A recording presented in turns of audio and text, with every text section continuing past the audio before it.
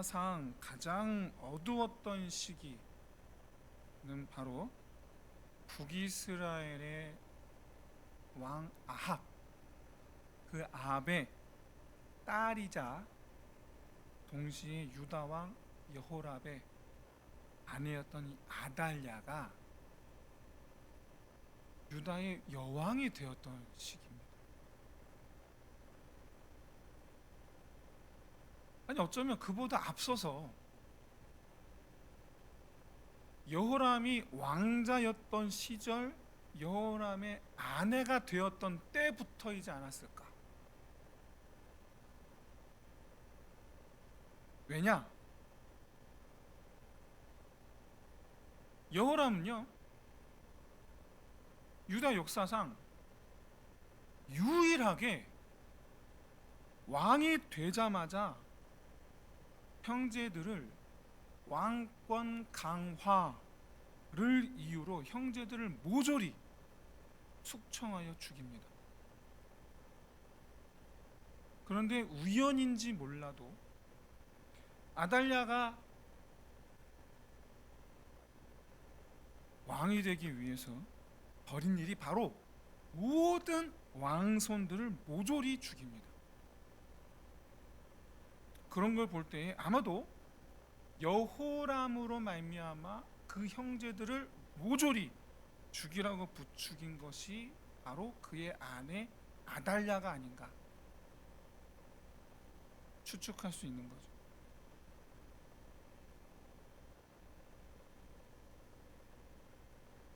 그런데 사실 유다에서 왕이 되는 것은 하나님께서 정하시는 거기 때문에 반역이 일어날 수가 없어요. 하나님께서 정하시는 거기 때문에. 그리고 보통 장자가 하죠. 보통 그 백성들이 반역이 일어나도록 놔두지를 않아요. 왜냐? 다윗 이후로 하나님께서 다윗의 자손이라고 했을 때 장자를 중심으로 하나님께서 정하여 둔 것이라고 백성들이 믿었기 때문에 차자들이 왕권을 위협한다? 그걸 백성들이 가만두고 보질 않습니다. 그래서 유다 역대 이후로 역사 이후로 반역이 일어난 적이 없어요. 그래서 여호람이 형제들의 왕권 위협을 이유로 형제들을 죽일 만한 이유가 있었느냐? 없죠. 전혀 없어요. 그런데 찾아보면 있을 법한 게 바로 그게 마귀의 혀놀림이 아니었을까? 그만큼 여러분 마귀의 혀놀림이 대단한 게 있어요. 그게 뭐냐 하면 아버지 여호사밧이 아들들에게 싸우지 말라고 은금과 성읍들을 나눠줍니다. 내보내요. 그래서 성에서. 그랬더니 아달랴가 그 남편에게 동생들이 그 아버지가 나눠준 그 은금을 분자금으로 삼고 그리고 받은 성읍들을 군대 삼아서 혹시 왕위를 넘보지 않겠느냐 라고 꼬드겼을 것이 분명하다는 거예요. 이게 마귀의 혀놀림이에요. 이게 아니나 다를까 실제로 여호람이 그 형제들 아우들 뿐만 아니라 방백들까지도 잡아 죽이는데 이 방백들이 누구냐? 바로 그 아우들이 받은 성읍의 성주들이라는 거예요. 그러니 그 성읍의 성주들은 억울하죠. 아무것도 안 했는데.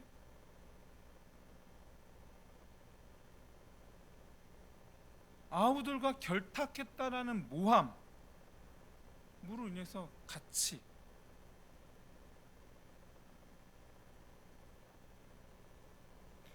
이후에 이 아달랴의 영향력이 얼마나 지대한가 라는 것을 또 발견할 수가 있는데, 바로 여호람으로 하여금 북이스라엘의 왕의 길로 행하게 만듭니다. 역대하 21장 6절의 말씀인데, 성경은 뭐라 말씀하느냐? 아합의 딸이 그의 아내가 되었기 때문에 여호람이 이스라엘 왕들의 길로 행하였다 라고 분명하게 밝혀요. 뿐만 아니라 그 남편이 일찍 죽어요. 8년 만에 죽어요, 여호람이. 그래서 그 아들 아하시야가 왕이 되는데, 이때 아하시야도 아합의 길로 갑니다. 그런데 그렇게 된 이유를 또 뭐라고 말합니까? 이때 역대 22장 3절인데 그 이유를 뭐라고 말하냐면 어머니가 꾀였기 때문에 라고 밝혀요. 어머니가. 근데 참 이상한 게요, 남편은 8년 만에 죽었고요, 아들은 또 1년 만에 죽어요. 엄청 빨리 죽죠? 이들의 너무나 빠른 죽음에 대해서 역대하 22장 3절 아주 의미심장한 말씀으로 암시해 주시죠. 뭐라고 말씀하십니까? 뭐라고 말씀하고 있습니까? 22장 3절에서 패망하게 하는 아합의 집의 가르침을 따랐다.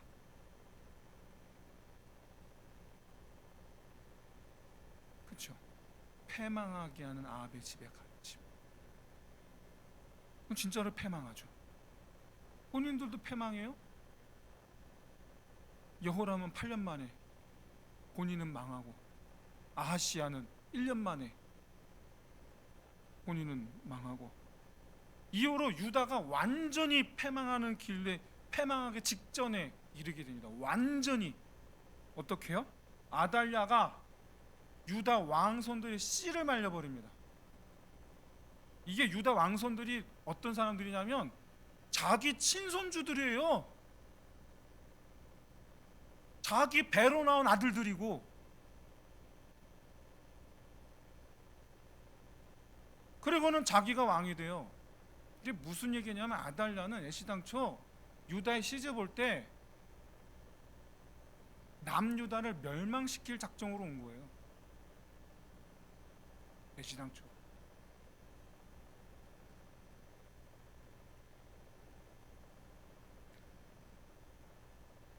근데 여러분, 아달랴가 어떻게 해서 그러면 시집 왔는지 혹시 여러분 아십니까? 남북으로 이스라엘이 나뉘고 분열된 이후에, 그러니까 다윗과 솔로몬을 제외하고 유다 역사상 가장 신앙적인 왕 5명. 그래서 성경에서는 그 5명 이렇게 표현하는데, 어떻게 표현하냐면 여호와 보시기에 정직히 행하였더라라고 말씀하는 5명의 왕이 있습니다. 그 중에 한 명이 바로 누구냐?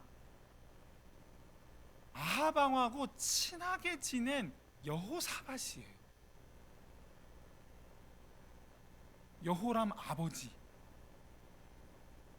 여호사밧이 아합하고 친하게 지내면서 당신 딸 우리 며느리로 좀 주시오, 며느리로 달라고 한 사람이 바로 성경에서 5대 믿음의 왕이라고 손에 꼽는 바로 그 여호사밧이에요. 믿음의 사람이에요. 하나님한테 인정받은 사람이에요. 성경에서 공인받은 사람이에요. 믿음으로. 근데 아이러니하게도 자기 손으로 데려고 온 며느리에 의해서 자기 아들들, 자기 손자들, 자기 증손자들 전부 다 죽어요. 자기 며느리가 지가 낳은 아들, 지가 낳은 손자들 다 죽여요.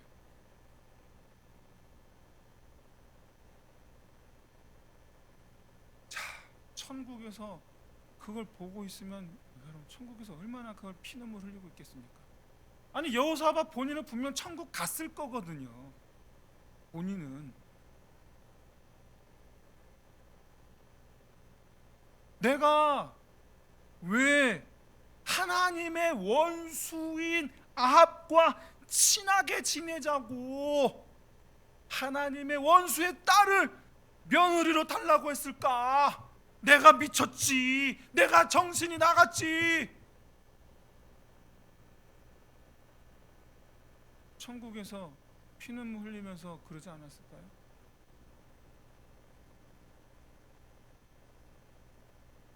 여호사밧은요 착한 사람이에요. 성경을 봐도 그 증명이 돼요. 여호사밧은 착한 사람이에요. 신앙이 좋은 사람인데 또 착한 사람이에요. 여러분 아시죠? 신앙이 좋은 사람인데 성품은 안 착한 사람도 있거든요. 제가 그래요. 제가 신앙이 좋은 것 같긴 해요. 근데 별 착하진 않거든요.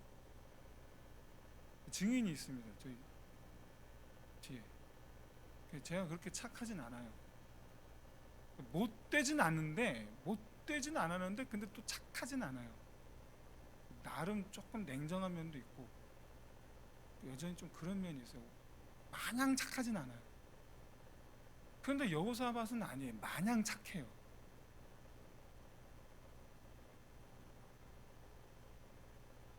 그러니까 아마 북이스라엘도 같은 이스라엘 12지파잖아요. 그러니까 같은 하나님의 백성이고 형제니까 아마도 이제 가깝게 지내고 싶었던 모양입니다. 여호사밧은. 그래서 통일까지는 아니더라도 형제 사이에 우리 좀 그만 싸우고 서로 좀 협력하자. 우리 우애 있게 지내자. 실제로 여호사밧과 아합은요 동맹을 맺어서 외부 세력 모압, 암몬, 아람 이런 나라들과 함께 싸웁니다. 그 북이스라엘과 남유다가 안 싸워요. 동맹 맺어 서로 같이 싸워요. 외부 세력에 대해서. 그리고 무역을 또 같이 합니다. 배를 같이 만들어서 무역도 같이 해요. 그 돈을 벌면 그것도 같이 또 나눠요. 또 심지어 생일 잔치도 같이 합니다. 나중에는요 서로 사돈이 된 뒤로는요 서로의 왕궁을 별장처럼 서로 드나듭니다. 별장처럼. 근데 여러분 이게 과연 좋은 일일까요? 우리가 볼 땐 좋아 보이잖아요. 형제니까. 근데 여러분 사람의 시선과 하나님의 시선은 분명히 달라요. 분명히 달라요.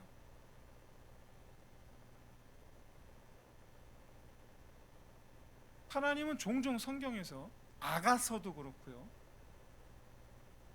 특히 아가서가 그렇죠. 나중에 왜 아가서 나중에 한번 제가 아가서를 한번 설교를 할까 싶은데 미리 예고를 하는 거예요. 아가서를 할까 싶은데 하나님과 우리의 관계를 부부로 놓습니다. 부부로. 자 그러면 하나님을 신랑이라고 봅시다. 우리는 신부죠. 이때 여러분 신부가 옆집 남자하고 친하게 지내는 거예요. 그럼 여러분 그게 신랑 보기 좋아 보일까요? 아니나 다를까 하나님께서 선지자를 통해서 경고하시죠. 근데 그 경고 내용이 뭘 가리키느냐? 바로 이 아달랴 사건이 일어날 것에 대해서 미리 짐작할 수 있게 해주는 내용이에요. 뭐라 말씀합니까? 당신이 이게 여호사밧에게 하신 경고예요. 여호사밧에게 당신이 악한 자를 돕고 여호와를 미워하는 자들을 사랑하는 것이 과연 옳은가? 당연히 옳지 않다. 그러므로 여호와의 진노하심이 이제 곧 왕에게 임하리라. 그리고 여호사밧은 여호와의 진노하심을 천국에서 보는 거예요.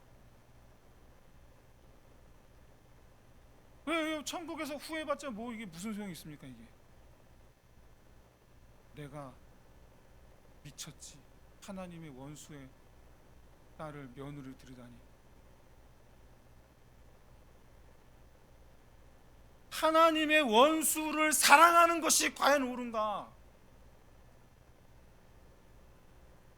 하나님을 원수로 아는 자들과 친하게 지내는 것이 과연 옳은가?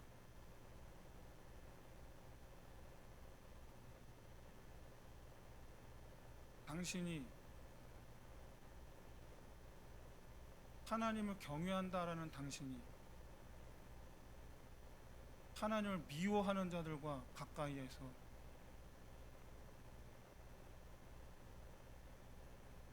당신도 또한 하나님으로부터 멀어지는 게 과연 옳은가?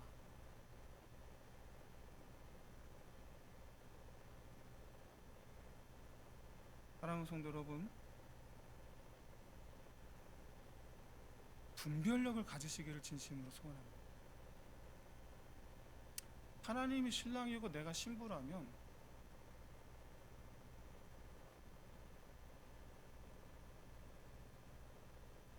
신랑에게 충성하셔야 되는 거예요. 그건 당연한 겁니다. 바라기는 신랑과의 결혼 생활에 후회가 없으시기를 주의 이름으로 축원드립니다.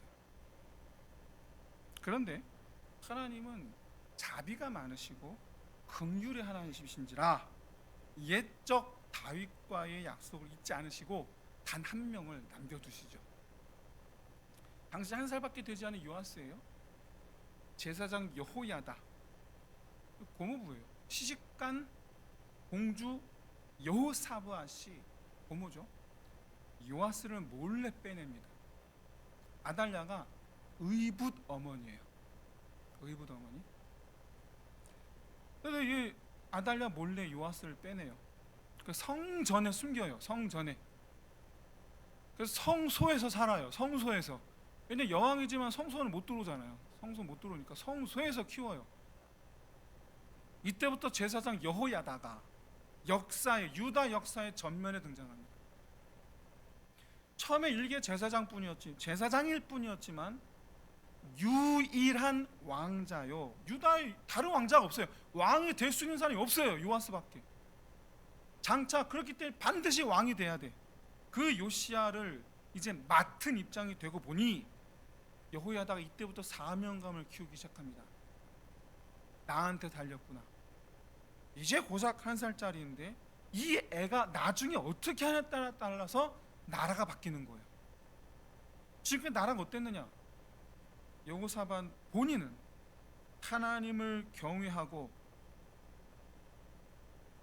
나라에 있는 아세라 상과 바알을 다 치웠지만 아세라 바알의 원산지죠. 북이스라엘과 친하게 지냈잖아요. 본인은 여호사밧 본인은. 그래놓고는 더 나아가서 그날의 딸을 데리고 왔잖아요.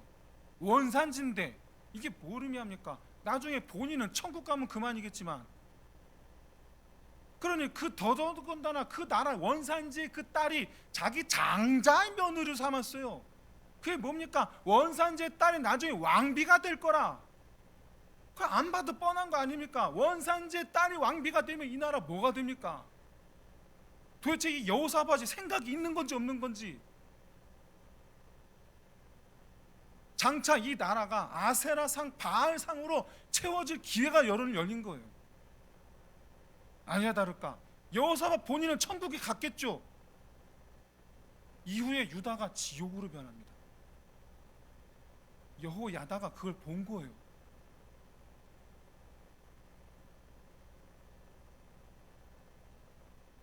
뿐만 아니라 여호사밧의 큰아들이 자기 아내와 함께 자기 아버지의 다른 아들들을 전부 다 죽여버리는 거예요. 죽이는 거예요.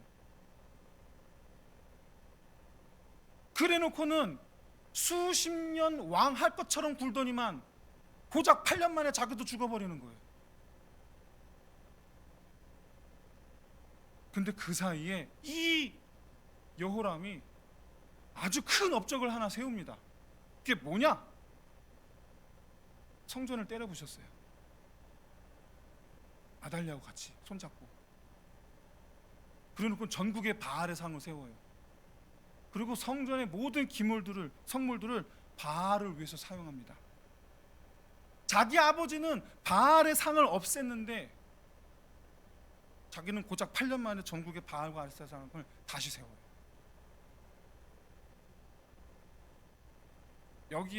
물론 여기에는 여호사밧의 손자 여호람의 아들 아하시야도 분명 한몫했을 거예요. 왜 아니겠어요? 자기 어머니가 시키는데 해야지. 그런데 아하시야 본인은 물론이고 아하시야의 다른 형제들, 아달랴의 아들들 또는 베다른 아들들, 그들은 과연 자기들의 미래를 알았을까요? 어머니와 함께 신나서 성전을 부수고 신나서 바알과 아세라 상을 세웠는데 여호람이 죽고 아하시야가 죽으니까 어떻게 됩니까? 그 어머니 손에 자기들이 죽게 될 줄은 과연 성전을 자기들 손으로 때려 부술 때 알았을까요? 이런 지옥 같은 세상을 옆에서 지켜보고 있었던 이가 바로 제사장 여호야다였어요. 저들이 왕족이라는 이들이 유다 왕족이라는 이들이 하나님의 나라를 다스려야 될 왕족들이 지들 손으로 성전을 때려 부수르는 걸 옆에서 피눈물 흘리며 지켜보았던 이가 바로 제사장 여호야다였어요.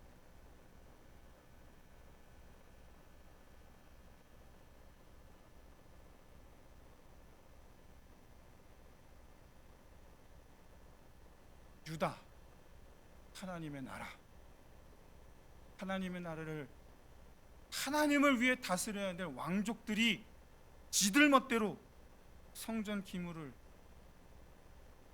우상들에게로 가져가는 걸 옆에서 아무 힘도 쓰지 못하고 지켜만 보고 있었어야 했어요. 제사장은 누가 뭐라 해도 하나님 편이어야 되잖아요. 그런데 주위를 둘러보니 아무도, 그 누구도 하나님 편에 서는 사람이 없는 거예요. 아무도. 일개 제사장으로서 막을 수가 없는 거예요. 그 왕족들의 행패를 막을 수가 없는 거예요.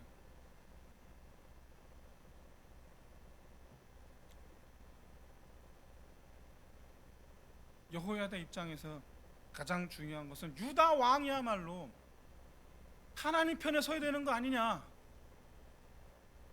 누가 뭐라 해도 유다 왕인데 하나님 나라, 유다, 남유다 하나님 나라, 하나님 나라의 왕인데 그러면 하나님 편에 서야 되는 거 아니냐. 과거 여호사밧처럼 본인은 하나님을 잘 믿지만 한편으로는 사람이 너무 좋아서 좋은 게 좋은 거라고 분별력 없이 하나님 원수들하고도 친하게 지내는 그런 불상사 또 일어나면 안 되겠다. 그 아들인 여호람과 손자 아하시야처럼 반대로 하나님 원수처럼 굴어서도 안 되겠다. 하나님 잘 믿는 건 당연하고 하나님 원수들과는 하나님 편에 서서 싸우든지 아니면 최소한 하나님 원수들에 대해선 최소한 경계를 하든지 그렇게 해야 되네, 그렇게 해야 되겠다. 이제 한 살인 요아스 그렇게 키워야 되겠다. 한편으로는 아달랴가 여왕이 된 게 통탄스러운 일이긴 하지만 한편은 얼마나 다행스러운 일인지 모릅니다. 왜냐? 아달랴 때문에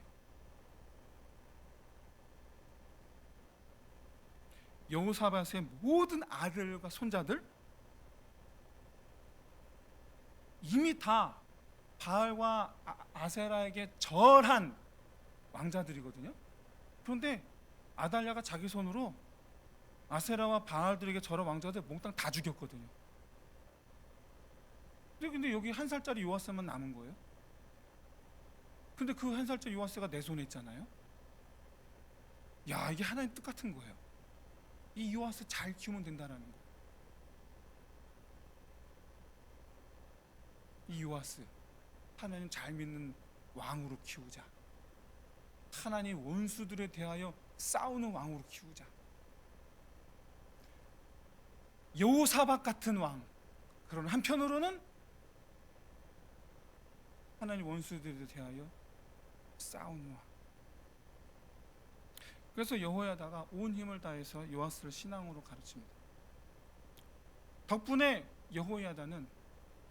여호야다가 사는 날 동안 여호와 보시기에 정직하게 행동했다라는 평가를 받습니다. 뿐만 아니라 여호야다가 요청하지도 않았는데 자기가 먼저 부서진 여호와 성전을 보수하겠다고 나섭니다.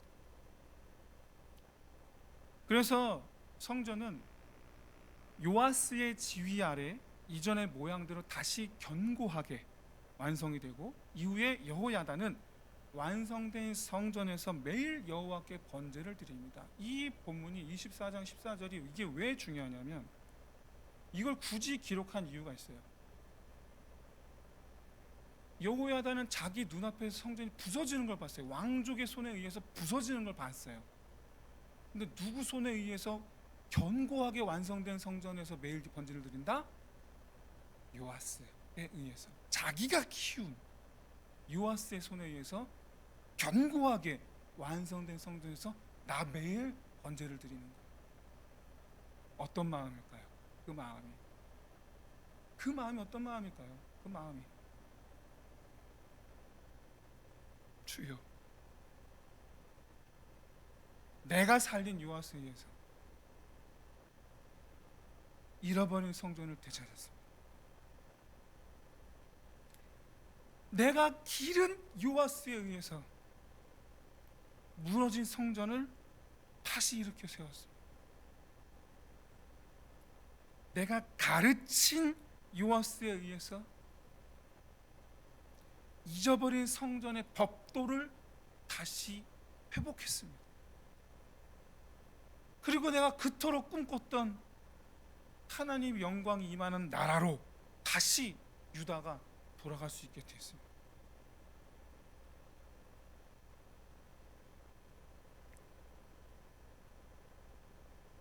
근데 여러분, 이게 여호야다만 그렇게 생각한 게 아니고 백성들도 그렇게 생각했어요. 그래서 여호야다가 죽으니까 백성들이 그를 다윗 왕의 묘실에 장사합니다. 왕의 묘실에. 유일해요. 제사장 중에 유일해요. 레위인이잖아요. 제사장 중에 유일하게 왕의 묘실에 묻힌 사람 여호야다예요. 왕의 반열에 묻힌 사람. 이게 요아스가 추대한 게 아닙니다. 백성들이 추대한 거예요, 이게. 그리고 그 이유를 뭐라고 설명하냐면, 여호야다를 다윗 왕의 묘실에 장사한 이유에 대해서 이스라엘과 하나님과 그 전에 대하여 선을 행하였기 때문이라고 밝혀요. 이 말씀에서 이스라엘과라는 단어, 히브리 원문은 빼 이스라엘이라고 되어 있어요. 빼 이스라엘. 이게 히브리어인데 그 뜻은 뭐냐면 이스라엘 백성들과의 관계에 있어서. 이게 뭔 말이냐? 여호야다가 최초 아달랴를 몰아내고 요아스를 왕으로 세우자마자 백성들과 최초로 한 일이 뭡니까? 너희는 여호와의 백성이 되어라, 언약을 맺어요. 그래서 이후로 평생 동안 한 일이 뭐냐면 이스라엘 백성들로 하여금 여호와의 백성이 되게 하려고 힘을 쓴 거예요. 그러니까 빼 이스라엘은 이 단어 속에 담긴 의미는, 여호야다가 힘쓴 건 너희는 하나님의 백성이 돼야 돼. 너희는 하나님의 백성이 되게 해요. 이 일을 백성들에게 계속해서 가르치고 힘써왔다라는 거예요. 그 공로를 인정한다라는 거예요. 그 공로를. 두 번째, 하나님과 그 전에 대하여, 전이라는 성전을 가리키거든요. 이 단어의 히브리 원문은 이렇습니다. 위임 하 엘로임 우베토라고 되어 있어요. 외는 접속사고요. 임 하 엘로임, 임 우베토인데 그 이는 뭐, 임이라는 표현이 편이랍니다. 편. 임 하 엘로임, 하나님 편에서, 임 우베토 성전의 편에서. 그러니까 그는 평생 임 하엘로임 하나님 편에서 생각을 했고 임 우베토 늘 항상 그는 성전의 편에서 생각했는 거예요. 백성들 눈에도 여호야다는 평생 동안 하나님 편에서 일한 사람이었어요. 그가 뭔가 젊었을 때부터 하나님 편에 선 사람이 없는 거예요.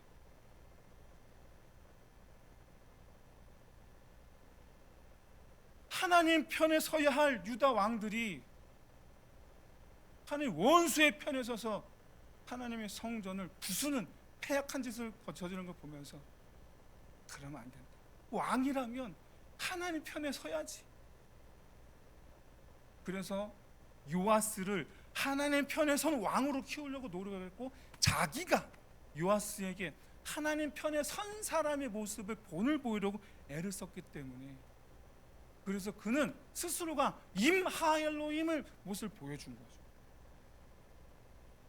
임 우베토 그는 항상 교회 편에 선 사람의 모습을 보여줬어요.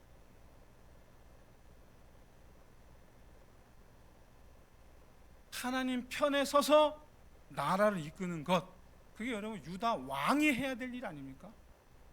유다 왕이 해야 될 일. 임 우베토 이게 여러분 하나님 편에 선 유다 왕이 해야 될 일 아닙니까? 사랑하는 성도 여러분,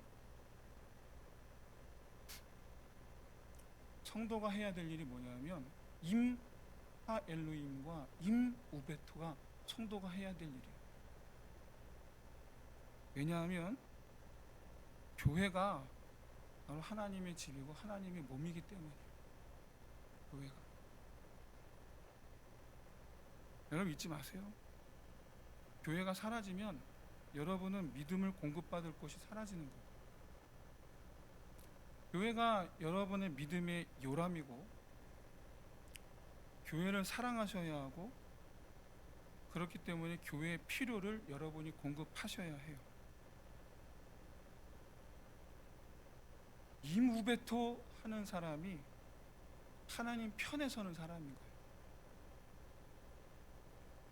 더 나아가서 하나님 편에 서는 사람은 당연히 빼 이스라엘 하는 사람이 될 수밖에 없어요. 백성들로 하여금 하나님 편에 서게 하는 사람. 일반적으로 보통 왕은 어떤 사람이냐? 누리는 사람이 아니고 이끄는 사람을 가리켜 왕이라고 합니다. 일반적으로. 그런데 하나님을 믿는 왕, 하나님께서 세우신 왕은 어떤 사람이냐면 백성들을 하나님께로 이끄는 왕인 거예요. 그래서 베드로는 성도를 가리켜서 뭐라고 말했냐면 왕 같은 제사장이라고 했어요. 그래서 여러분 성도는요 모두가 다 이 시대의 여호야다 드린 거예요. 실제로 여러분 여호야다는 실제 제사장이었고요. 근데 제사장인데 왕 같은 제사장이 여호야다였어요. 제사장인데 본인이 왕 같았어요. 그는 왕 같은 제사장으로서 하나님의 편에 선 왕 같은 제사장이 돼서 왕의 무덤에 묻혔어요. 왕 같은 제사장으로서 백성들을 하나님의 편에 서게 하는 일에 평생을 산 사람. 그래서 여러분 베드로도 이렇게 말씀하는 거예요.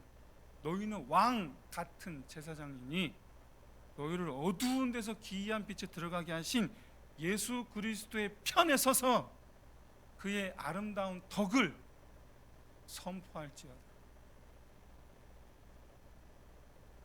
여러분 왕 같은 제사장이 되어야지 이 시대의 여호야다로 살아야지 왕의 묘실에 들어갑니다. 우리가 들어가는 왕의 묘실은 여러분 부활의 묘실이에요. 부활의 묘실. 하나님 편에 선다는 것이 그만큼이나 중요하고 이 시대를 왕으로 산다는 것이 그만큼 중요합니다. 여러분, 이 시대를 여러분 누리기 위해서 살지 마시고 이끌기 위해서 사는 자가 되시기를 진심으로 소원합니다. 오늘날 성도들이 누리려고 사는 모습, 우리의 기도 제목이 누리기 위함이 되어서는 안 됩니다. 우리의 기도 제목은 이끌기 위함이어야 해요. 우리의 기도 제목은 하나님 편에 서는 것이어야 해요. 우리의 기도 제목은 임 하엘로임을 위한 것이어야 되고, 우리의 기도 제목은 임 우베토인 것이어야 해요. 우리의 기도 제목은 빼 이스라엘인 것이어야 해요.